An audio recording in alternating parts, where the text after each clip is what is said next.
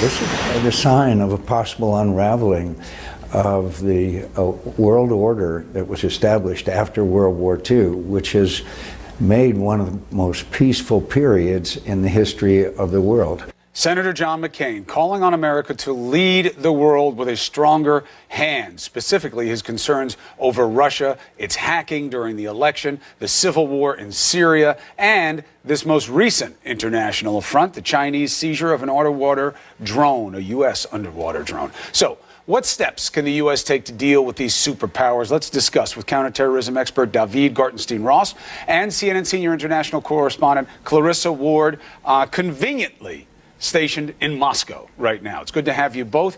Daveed, let's talk about the plus minus of these reported congressional hearings. Bipartisan, that's good, so you're getting off on the right foot. But what is the plus minus when it comes to having intelligence officials coming forward and pushing them to substantiate their sourcing for their intel on the Russian hacks? There's a lot of minuses to actually pushing intelligence officials to substantiate their sourcing.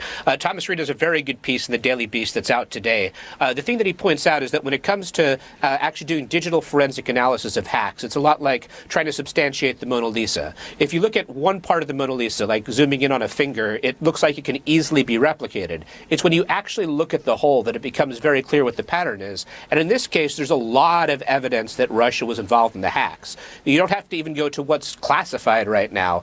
Multiple private security firms, law enforcement agencies, intelligence agencies have gone over the details, and Russia's been hacking so many different outlets that it's already clear from publicly available evidence. That being said, I support the hearings for a variety of reasons, including that I think it's important to have a bipartisan agreement that Russia interfering with U.S. elections actually matters. Clarissa, you are in Moscow. How does this tension about whether or not Russia was involved and what should be done, how does this play over there as opportunity?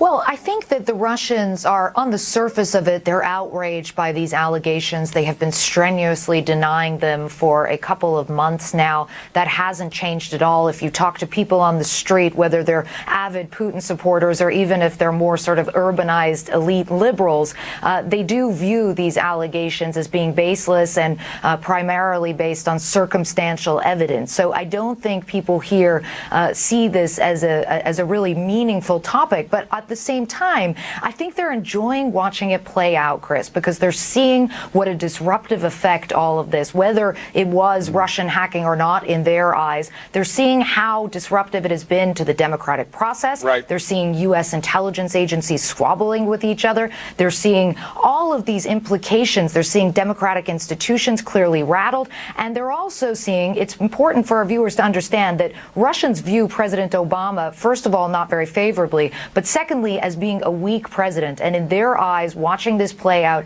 is more evidence of the weakness of the Obama administration. And I also think, Chris, they're kind of relishing the idea that they could pull off something quite as audacious as swinging an election in the U.S. in the interest of the candidate of their choosing. All right, two quick more points. One for you, Clarissa. What is the impact of the 2014 sanctions in response to what Russia did and, of course, denied in the eastern part of Ukraine? How harsh are those sanctions on the people there? The sanctions are pretty harsh, but it's more the European sanctions that have had a real impact because, of course, Europe is a much bigger trading partner with Russia than the U.S. has. The ruble depreciated considerably.